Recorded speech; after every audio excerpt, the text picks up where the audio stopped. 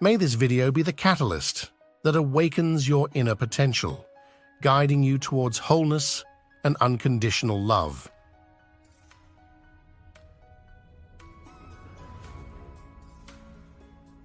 For one who is seeing this life as a stepping stone for a larger possibility, for him there is no failure.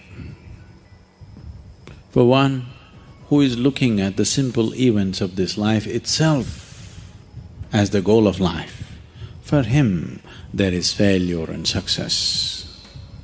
If you're just seeing this life as a stepping stone for a larger possibility, if you have a good deal, you use that for your well-being. If you have a bad deal, you use that for your well-being. The economy was on the boom, when every fool could be successful. No, it didn't take much. When the economy is on the boom, everybody gets carried, isn't it? Now there has been a meltdown. Now it takes something else to be successful.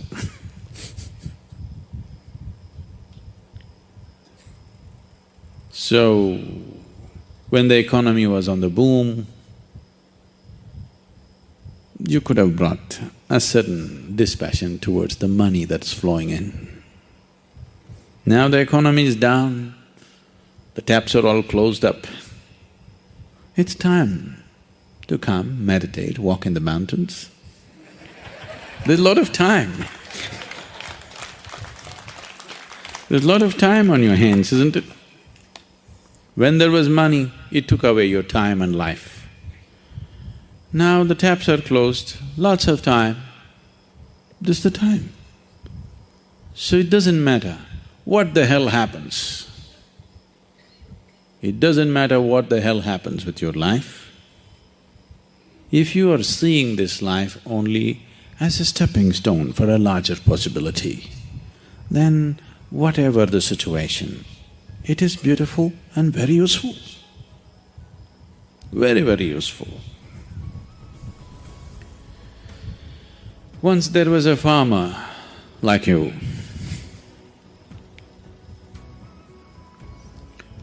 who was tired of various natural factors ruling the quality of his crop. So one day he called Shiva. It was a wild card entry.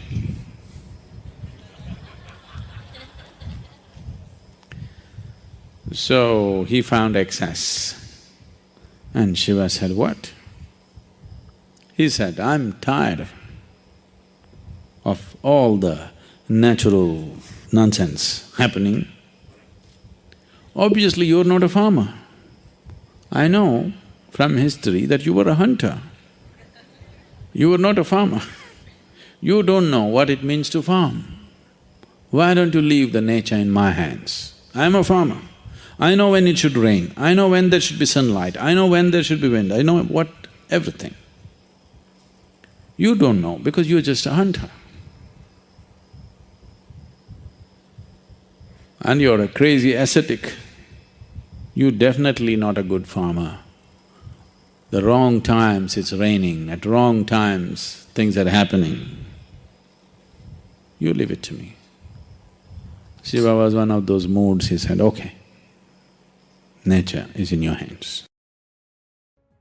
Then the farmer planned his crop. Planted a maize crop. Rain. Poke the land and see, okay, it's soaked up to 6 inches, stop. Then plow it, plant it, wait for 2 days. Rain. Sunlight. Today I'm working in the field, cloud.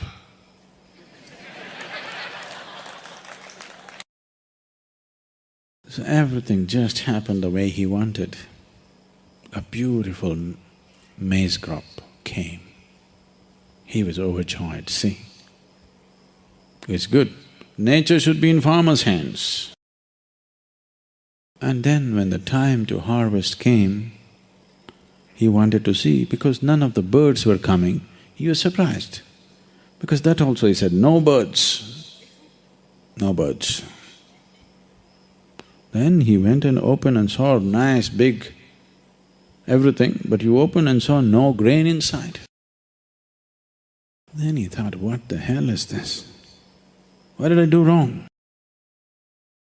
Then he couldn't figure out, because rain, water, sunshine, everything he managed properly. Then again he went back to Shiva. But he was in this condition. He waited for many years for him to open his eyes. By the time these many years, the fields and the family, everything went to… But he wanted to know the answer. What went wrong? He's farmer first. Then when Shiva opened his eyes, he asked, I did everything right, but there is no grain. Did you sabotage my crop? Shiva said, I've been watching. You were in charge, so I didn't want to interfere. The rain was great, the sunshine was great, everything was fine, but you stopped all the winds. I used to always send fierce winds which would threaten your crop. But because the plants felt pushed and threatened, they put their roots deeper into the earth. So grain happened. Now you have great maize crop. No maize? So, various situations in your life, either you can use it to make yourself stronger and better, or you can sit and cry. This is the choice you have. Everything. It doesn't matter what happens. The most horrific event happened in your life, that also can be used for your growth and your well-being, if you have clearly seen the small events of your life. When I say small events, I mean your business, your marriage, your children, all those big things. All these things are just a stepping stone. This is not new to you, because in this culture, they put this into you for centuries, for millenniums. They told you, your life is about mukti.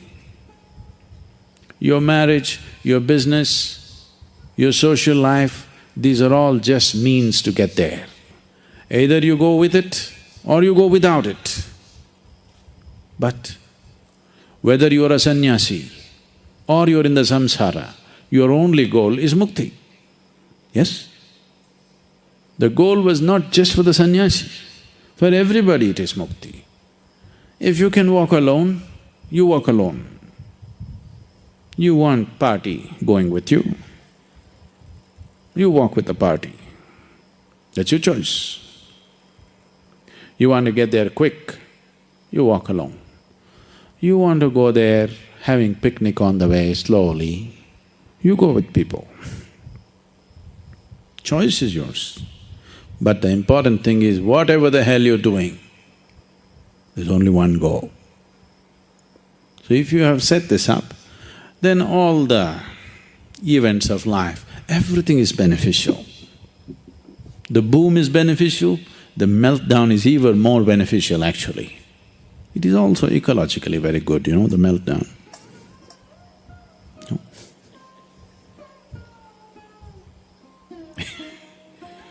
So, the fear of failure.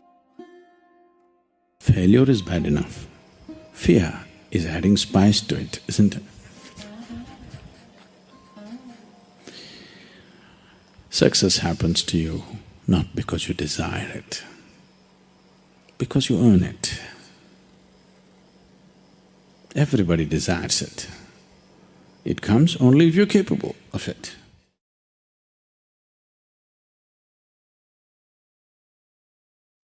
My question is, Suppose humanity makes it past this very tumultuous phase we're in right now. What would we do if we reach an ideal society where everyone is peaceful and together? What would our end game be? What would we strive towards?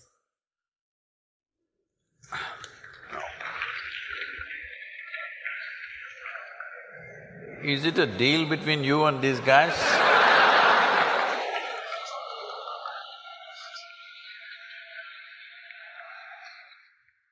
See, look at it this way, because you can't really figure what all these people want. Look at yourself. Right now you're thinking you want to become an engineer. Let's say right now I make you an engineer, this moment. Then you're thinking you need a job, I got your job. Then you're thinking you need a promotion, I got you. Then you think you need an award, I got you. Then you think you need wealth, I got you right now. Everything that you can dream of, I got you right now. What do you want now?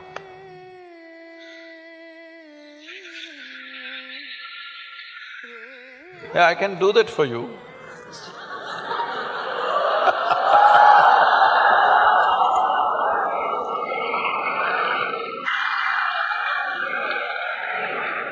Let's say I want a job. Huh? I'm striving for a job right now. Yes. Now, we are looking at the end game, right? You got everything you wanted right now. Things that you can imagine, things that you cannot imagine right now, everything you got right now. What do you want right now? I wouldn't know what to do. Just look at it, huh?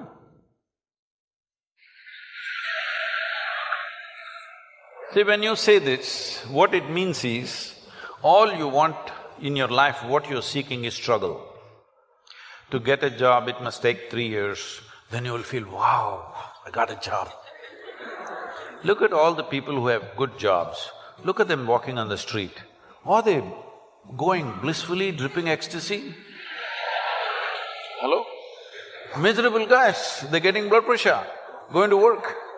They're getting all kinds of ailments, they're freaking out. Yes? So what do you want? Is there a girl here?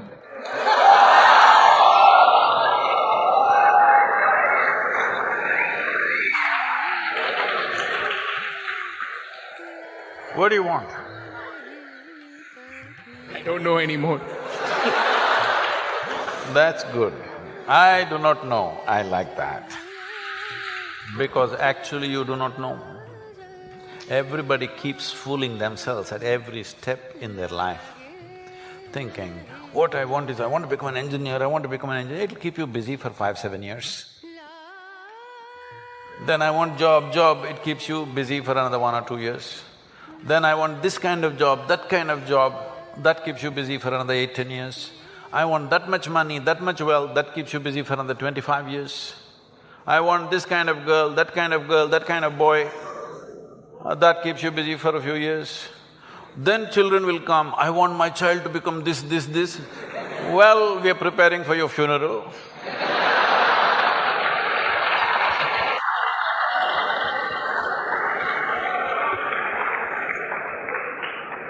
You need to understand just this. Right now, you may be giving all kinds of contexts to your life. But essentially, what you call as my life right now is just a certain combination of time and energy. Yes? As you sit here, time is rolling away for all of us. Can you roll it back? You're an engineer. Can you roll it back? Yesterday was not fruitful, so I'll roll it back. Can you? It's rolling away for all of us. As we sit here, what is ticking away here is not the clock. What is ticking away is our life, isn't it? Since we came and sat here, you're half an hour closer to your grave. It doesn't matter how young you are getting there, isn't it? Yes or no? So it's a certain amount of time. And that time, nobody can manage because it rolls at the same pace for everybody. You do something, you don't do anything, you sleep, you're awake, you're happy, you're unhappy, do whatever the hell you want, it just keeps rolling mercilessly, isn't it? So there is energy that you call as life. This, you can pitch it at different levels. If you're like this, I'm talking about the classroom expression, you know.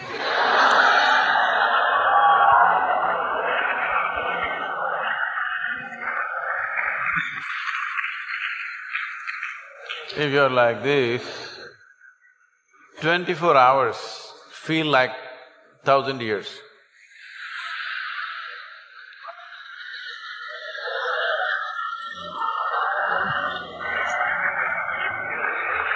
But have you seen on a certain day you're very happy, 24 hours, poof, went off like a moment?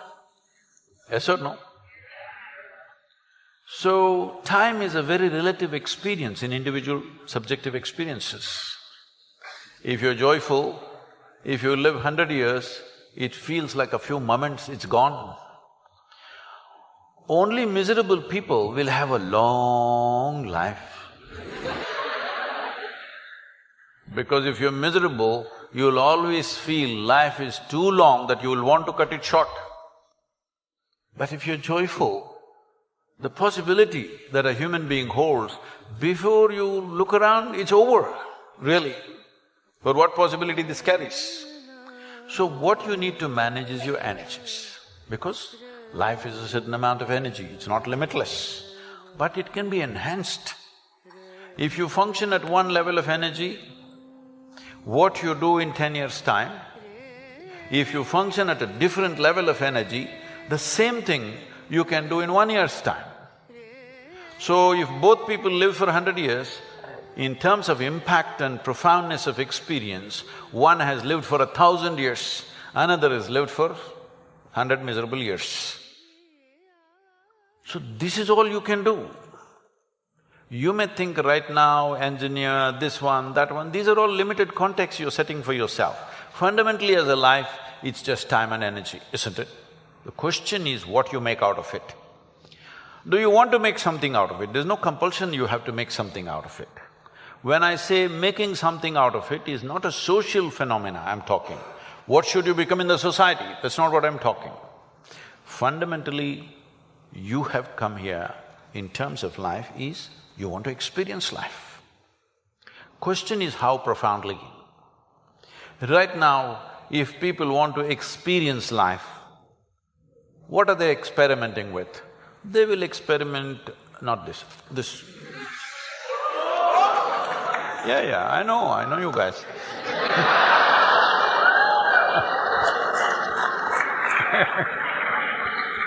Or they'll experiment this, or they'll experiment something else. What they will experiment is how to down your faculties. You know, United States has made marijuana legal in a few states. So when I went to a few colleges or universities, they're asking me, Sadhguru, why don't you pitch? Someone like you must legalize marijuana for us. I said, no problem, we'll make marijuana legal, cocaine legal, meth legal. What's the problem? No problem. Only thing is, why is it that you want it to be legal? So that you can smoke up and come to the college, right? It's fine. But let's say you want to fly a small airplane, the pilot comes smoked up. You want to fly with him?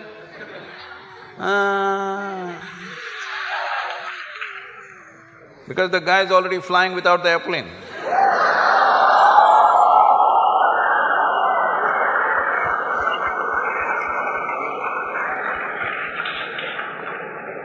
Okay, you're not getting the point. You need a major surgery and the surgeon comes smoked up. You want the surgery? Oh no! Then you clearly understand this lowers your faculties. I want all of you to look at this. Do you believe you can enhance life by lowering your faculties? Hello? If you want to enhance this life, You must super enhance your faculties. That's the only and only way you can enhance this life. You cannot lower your faculties and think your life is getting enhanced. What kind of stupidity is that? Simply because it makes you a little like this. I can make you feel like this all the time. How's that? No substance, I'm always like this only. Look at my eyes, I'm stoned. Yeah. Never touch a substance but fully stoned all the time. Because I want you to understand this, the greatest chemical factory on the planet is here. If you are a good manager of this, you can create any experience that you want from within and also heighten your faculties. If you are having an experience, even to experience that, your faculty should be heightened, isn't it? Is this the greatest chemical factory on the planet, most sophisticated? Do you agree with me? Are they chemical engineers? So I'm asking, how are you managing your system? What have you done? We gave you such a sophisticated machine. Have you read the user's manual at least? No. Blindly do this and then you think pumping something is going to make this better? No. Believe me, the only and only way you can enhance this life is that your faculties are super bright. The way you see, the way you hear, the way you smell, the way you taste and the way you touch. If this is enhanced, is life enhanced in many ways? There is much more to it, but I'm saying from what you know from your experience. Suppose you could see twice better than somebody who's sitting next to you. Is your life enhanced? If you could taste better than other people, is life enhanced? If you could feel better, is it life enhanced? If you could hear better, is life enhanced?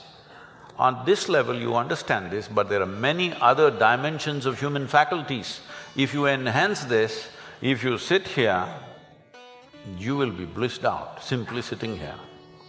You wouldn't want to touch any damn thing because just sitting here is the greatest experience of your life. So, about what is the end game? If you had everything, what would you want? If you had everything that you can ever dream of, everything is right here, what would you want? You must think, isn't it? I won't supply you with an answer. If you do not invest that much thought into your life, that means you're super short-sighted. Hello? This happened to Gautama the Buddha. You heard of Gautama the Buddha? Because of some astrological prediction that his father heard, that he may either become a great emperor or a great sage, and he wanted him to become a great emperor, he protected this boy and put him in a separate palace where it's all luxury, everything that you can dream of, everything there. Got him married to a very pretty young woman, everything on. No, he should not see any suffering. But one day he just went out. He saw one old man and he asked, why is this guy like this? His chauffeur. His chauffeur or his chariot driver said, oh, everybody becomes like that after a certain time. He said, what, me? I'm a young prince, will I become like that? Hey, yeah, everybody will become like that. It shook him. Then he saw a man who's suffering with some kind of disease, ailment. So why is that guy like that? Said, it'll happen to a lot of people. Who it will hit, there is no prediction. Anybody can become ill. Most people think it happens to other people. No, it can happen to us. Hello? And then he saw a funeral, a dead body. What is that? He said, that is inevitable, everybody will die. Do you also know? You will also die? No, because most people believe other people die. No, intellectually they know, but they think they're forever. No, you must be conscious, you're mortal. Mortal means you have a limited amount of time and energy. If you're always conscious about this, how would you organize your time and energy? You decide if you're conscious about it. If you think you're a superhuman being, you're not going to die, other people will die, all the best. It'll come. You can realize this on your deathbed and die. Wife and 2 children, stress, strain and torture, how's that? I don't want you to travel in the path of yoga. Whatever goddamn path you're traveling on, take yoga with you.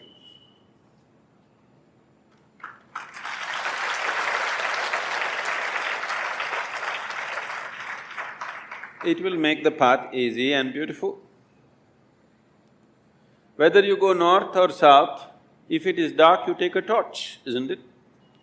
Only northward people take torch, southern people take darkness with you. Is there such a thing? No. So, you getting married is because of your needs. You were not born with your wife, were you? You were born like this, a complete human being. Because you have certain needs, physical, psychological, emotional, maybe financial, social, that also is there, right? So, various needs. Marriage is generally supposed to be a package which deals with all these needs. Physical needs, psychological needs, emotional needs, social needs, sometimes financial needs also. So it is a comprehensive package that if you get married, all these problems are solved in one shot. Sometimes they may refuse to fulfill some of your needs. So you get stressed, strained and tortured. I want you to understand, you married for your well-being, not as some sacrifice for somebody's sake. You married for your needs and your well-being, isn't it? You better remember that all your life. You married and tied up the other person with you because you have needs. You did not do it for the other person's sake. Yes or no? Let's be straight about this. Yes or no? Yes. You remember this? If you remember this, you live in little gratitude, okay? You, if not all the 5 pancha and the 5 needs, at least 2 you fulfilled for me, thank you very much. Isn't it? All the 5 perfectly, maybe they did not fulfill. At least 2 or 3 they fulfilled, right? Your husband or your wife? Did they, didn't they? If they did not fulfill anything, I don't think you would be there by now. Yes or no? If they did not fulfill any of your needs, I do not think you would still be there. They are fulfilling some needs, a few things maybe they are not able to fulfill. So are you. You are also not able to fulfill every one of the needs of the other person. Some you're fulfilling, some you're not, isn't it so? So, why did this become stress, strain and torture? Whichever way you have made it, till now, it doesn't matter. If you're willing, in 3 days' time, it doesn't matter how bad your situation is, in 3 days' time, you can bring it to a semblance of peace. If not love, if not ecstasy, at least you can bring it to a peaceful state in 3 days' time if you are willing, 100%. Yes or no? At least you can shut up. Simply, whatever happens, peace will happen. And maybe they will love it. So, don't walk the path of yoga, whatever the path, you must carry yoga with you. If you carry yoga with you, it'll light up your path, whatever path you have chosen. You have chosen your path out of your needs. You already done it, so that's up to you. Those who have not done it, I would like you to choose your path not out of your compulsive needs, but of your conscious needs. So, when that stage in your life comes, it is time to consciously look at your life and see, will today's needs mean something to you after 5 years or 10 years? Will it be worthwhile to tie up your life for the simple needs that you have today, or are these just passing needs for you? It's a very strong need, you must marry. If it is not a strong need, it's a passing need. You can work out your needs probably by just going to a cinema, then no need to get married, you know. Yes, many people are like this, their needs are not very strong, it's just passing. But social structure tells them you have to. Not necessary. It must be a conscious choice. Whichever way you go, it must be your conscious choice, not compulsive choices. Because if you choose compulsively, you will always take it out on the people around you. Because you feel like a slave and you don't like it, so you take it out on them and they will take it out on you. So, it is not about what you're doing, it is about how you do it. What you're doing is according to our requirements, but how you do it will determine the nature of your life. Is it an advantage to walk single rather than walk with people? Yes, if you want to walk rapidly. In Africa there is a saying, they say, if you want to walk quick, walk alone. If you want to walk long, walk in company. If you're making a long distance journey, it's better to have company. If you are walking a short distance and very quick you want to walk, it's best to go alone, isn't it? Gautama said another thing. When somebody asked him the same question, he said, it is better to walk alone than to walk with a fool.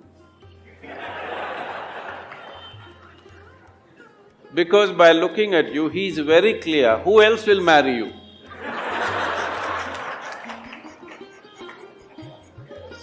So that is Gautama's way of working. So he said, he's always discouraging people to take company. He said, this life is a brief walk, why do you need company? When you leave this body, it's a long place, there I will be there. This is the offer. But you think life is long.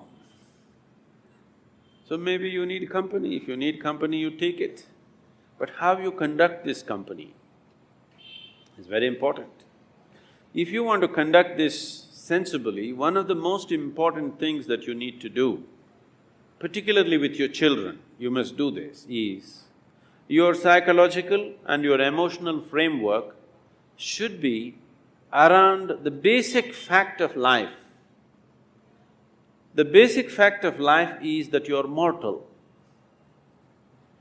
Your psychological and emotional structure should be formed around your mortality. This is most important.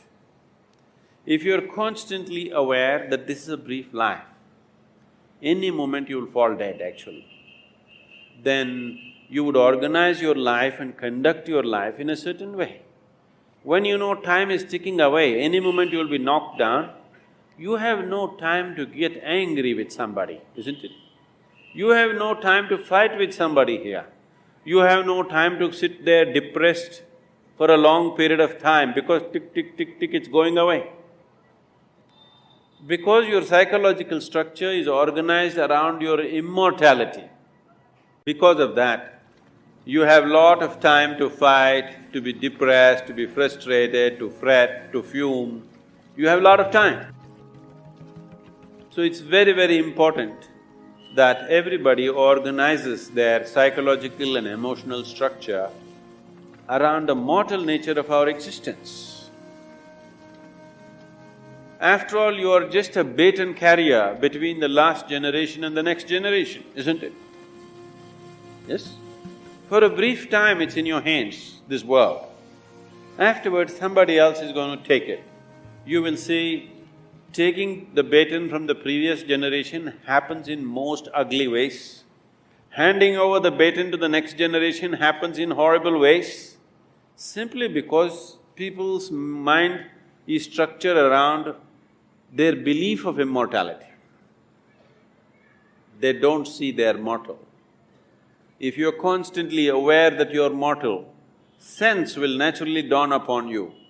You will have no time for foolishness. Suppose you're aware that tomorrow you're going to die, would you spend today fighting with somebody? Because your time is ticking, isn't it? And your time is ticking even now. Not after a doctor diagnoses you with some horrible disease. Even now it's ticking, isn't it so? If you want to explore the possibility of what this is, the immensity of what this is, then the time is ticking too rapidly. And time is an extremely relative experience. If you're joyful and blissful, even if you live to be 100, it's a very brief life. It's gone in no time. So, in this brief life, where do you get time for stress, strain and torture? I don't know. Where you get time? This is simply because you think you're immortal. This is the biggest mistake you have done. It is just a brief journey. You must conduct it as gracefully, as blissfully as possible. If you do not know the cosmos, at least you must know this piece of life before you fall dead. That must happen to everybody. Tibet as a culture, Tibet as a spiritual process. Some of the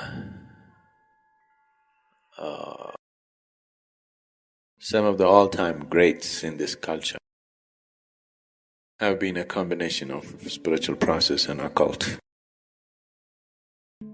I think in the Tibetan culture, Milarepa stands out. So when Milarepa was young, he lost his father. His father had good lands and property and house, but once his father died, his uncle took over and made his young mother and his younger sister and him like slaves in the house and abused them and tortured them in many ways and took over the whole property. So he grew up with great sense of resentment and anger within himself. And when he became a youth, an adolescent, he left the family and went away. He left his younger sister and mother and went away. And he wanted to take revenge on his uncle and aunt who had showered an unspeakable amount of humiliation and torture upon these people. So he went to learn occult. And he mastered certain occult processes. And when he came back, after many years, both his mother and younger sister were dead. So he became even more angry. And he waited for an opportune moment when the uncle's son's wedding is to happen, and his uncle invited all his friends. And that day, he used his occult power and brought large hail falling on the house. And they say more than 85 people were killed because of this hail, including his uncle and aunt. The whole place was heaped with hail. And he felt very happy and justified for what he had done. But after some time, this started bothering him. If any human being is sensitive, the moment he misuses something, it'll bother him from within. You have to be in a certain level of grossness to continue that process, otherwise you cannot.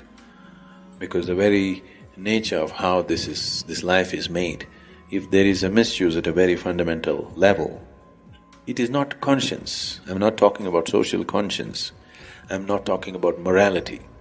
Something much deeper will get disturbed. So similarly, for Milarepa, having done this, something deep inside him got disturbed.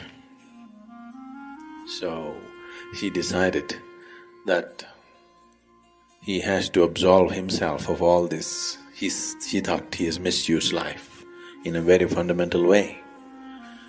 Whatever the justification, he has misused the fundamental process of life, so he wanted to seek the spiritual process. He wanted something with which in this life he will be freed. So he went in search of masters and he went to many people, and all of them were sincere enough to admit that they did not know how to attain realization in this life. They said, we can teach you something which will evolve you. Practice compassion, practice kindness, practice love. Slowly you will evolve from lifetime to lifetime. He was not satisfied with those things. And still a certain level of anger was still burning within him. A certain regret, certain resentment, certain mixture of anger, and a whole cocktail was going within him. So someone at last told him that the only person who could help you this way would be Marpa. So he went in search of him. When he approached the town in which Marpa lived, he met a bunch of children and he asked them. Marpa was known as the translator because he was titled as a translator because he was the one who translated all the great tantric Indian texts into Tibetan language. So he was always known and revered as the translator because he brought that knowledge here. His credentials were 3 times he had traveled to India and met certain masters and gotten teachings from them, methods from them, and the texts from them, and he had translated that to local languages. So when he asked, where is Marpa the translator, one child said, I know where he is, and he took him to the field where Marpa was ploughing the field. So when he took him there, Marpa looked at him and left the plough in the field and gave him a gourd of beer, locally brewed beer. Said, drink this and then plough the land. So Milarepa drank that and ploughed. Marpa left and a child stood there. After he completed the ploughing, he didn't know what to do. He stood there. Then the child came and said, it's time for you to come. The child took him home and then he realized this child was Marpa's own son. Then Marpa put him through all kinds of physical activity. Milarepa bowed down to him and asked him, I want Dhamma from you. That kind of Dhamma. Dhamma means a method or a process which will make me realize and become liberated in this life. I don't want to go to the next one. And also, please be kind enough to give me food and shelter. So Marpa said, you choose. If you want, I'll give you food and shelter. Choose Dhamma elsewhere. Look for Dhamma elsewhere. Or I'll give you Dhamma. You get your food and shelter somewhere else. This is the choice. So Milarepa said, okay, I want your Dhamma, I'll get my own food and shelter. So he went out begging. This is a very spirited man, whatever he does, he little overdoes. So he went out begging and he went far. And he gathered sacks of wheat. He's gathering enough for the whole year so that he can sit here and learn his Dhamma. So he collected a lot, then he sold some of the wheat and bought a copper pot with 4 handles on the side, that's a traditional kind of vessel, to cook his own food. Then this heavy load, very heavy load he carried and walked a long distance back, came into Marpa's house and dropped it with one big boom. Marpa was having his lunch. Halfway through the lunch, he left his lunch, came out and said, it looks like you're very angry. Just now, with your wheat and this vessel, you shook the whole house. It looks like you're out to destroy this house also as you destroyed your uncle's house. Just leave. Enough. Then Milarepa begged, please, you asked me to get my food, I got it. It was too heavy, I dropped it. So Marpa said, nothing doing, you're out. Because you didn't keep the sack right. You threw it down. You're not fit. So you stay out, do chores, plow my field, clean my house, do whatever. For years he did this. So periodically other students came and they were initiated into many things, but Milarepa got not a single initiation, not a single teaching. He did all the hard work. More than 8 years he worked without a single teaching or initiation. Everybody else were coming for a day, they were getting initiated and they're going. But he waited and waited and waited, doing all kinds of hard work. Then one day he came and sneaked in and sat in a satsang like this, where he is not supposed to. Marpa was sitting with his eyes closed, so he sneaked in and sat with other students, hoping to be initiated. So Marpa was sitting with eyes closed. He picked up his staff, walked with eyes closed and thrashed Milarepa. He was sitting among the crowd. He came and really thrashed him and physically took him out and threw him out of the place. This happened again and again. He gave certain space, and again when another initiation is happening, he sneaked in, hoping this time he will get it. More than 13 years passed, he didn't get anything. Then one day he pleaded with Marpa's wife, who was taking sympathy with him, who was like his mother, and he begged her, please tell him to give me something. Just one teaching, one little meditation. I know nothing, I'm sitting here for so many years. So she used her good offices with her husband. Then okay, Marpa said, first let him build a house for my son. Single-handedly, he must build a house. I want a three-cornered house. So he built a three-cornered house, it took 2 years. Then he looked at it and said, three-cornered house is not suitable for my son, build a four-cornered house. He built a four-cornered house. Then he said, that's not good, build a five-cornered house. Like this years passed. He worked single-handedly, building these buildings all over the place. Then he said, that is okay, but I need a 60-foot high tower for my son's house. So he built 60-foot high towers, 4 towers at 4 corners of the house. By then he was aging. Then one day he went and crawled at the mother's feet and asked, please do something, my life is passing away. I have not even been given a single teaching. What is this? I know I have done horrible things in the past, I have misused occult and things, but haven't I done enough? So taking little compassion out of place, she took Marpa's letterhead and wrote a letter to another monk who was also empowered to initiate. As if it is Marpa's letter with the necessary seal and everything. So it gave to Milarepa, and Milarepa went to that monk and got initiated. But then nothing happened. Then that monk was shocked. When I initiate something should happen, nothing is happening, what to do? Then Marpa came to know and he called him and got the monk also decertified him. Then in utmost remorse, Milarepa was about to commit suicide. Then Marpa called him and then he said, okay, sit down.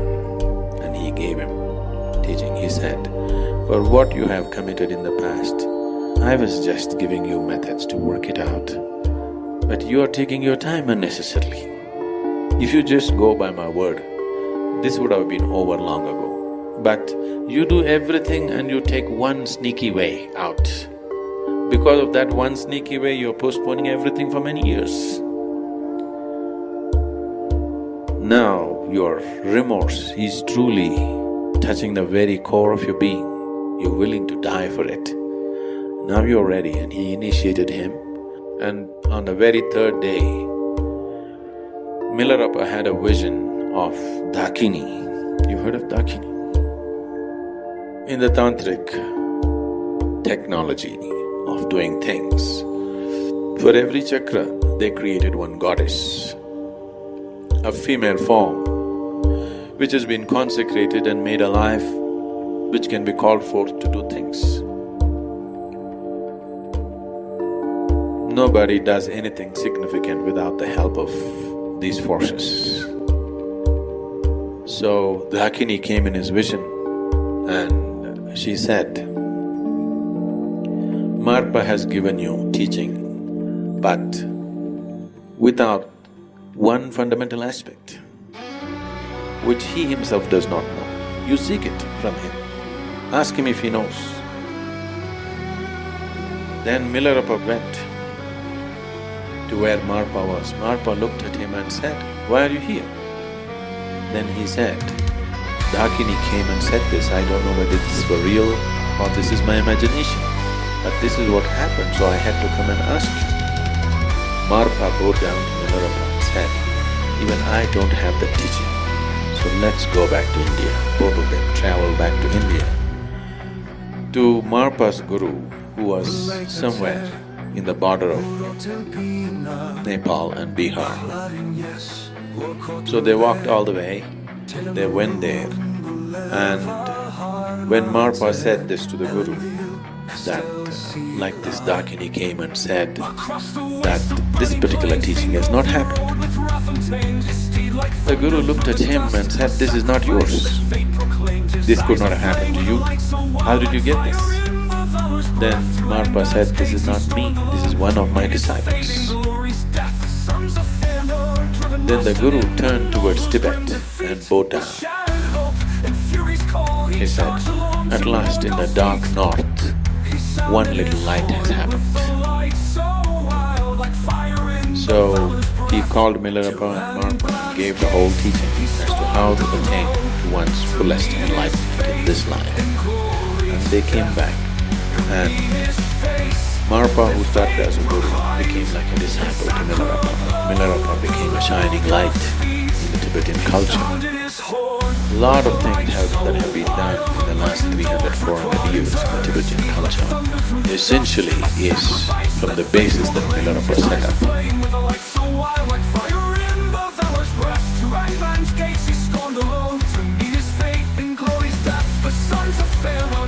Thank you for devoting your time to us. Together, we can make a positive impact by sharing our insights and experiences with the world.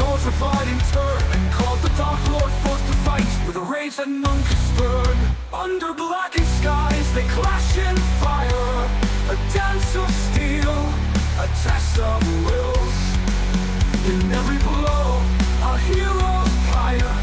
As blood meets stone, the earth stands still. The hammer fell from heights, a force of doom and boundless hate. But Fingolfin, swift as a striking hawk, evaded death, defied his fate. His silver mail and crystal shield, they glimmered bright against the dark. Like a lone star's defiant light, a guide through shadows cold and stark. With every swing of Ringo's blade, the giant trembles, strength unmade. By a king who dared to stand alone, who knew the weight of choices made. 7 wounds he dealt that night, 7 cries rang out in pain. As Anglan's hosts looked on in fright, they fell to earth like sudden rain. The ground, a blackened skies, they clash in fire. A dance of steel, a test of wills. In every blow, a hero's pyre. As blood meets stone, the earth stands still. The ground gave way to pits of grief. Beneath Morgoth's iron tread, yet still the elven king arose. Though wounds ran black, his courage bled. With one last cry, he swung his blade and healed the Dark Lord's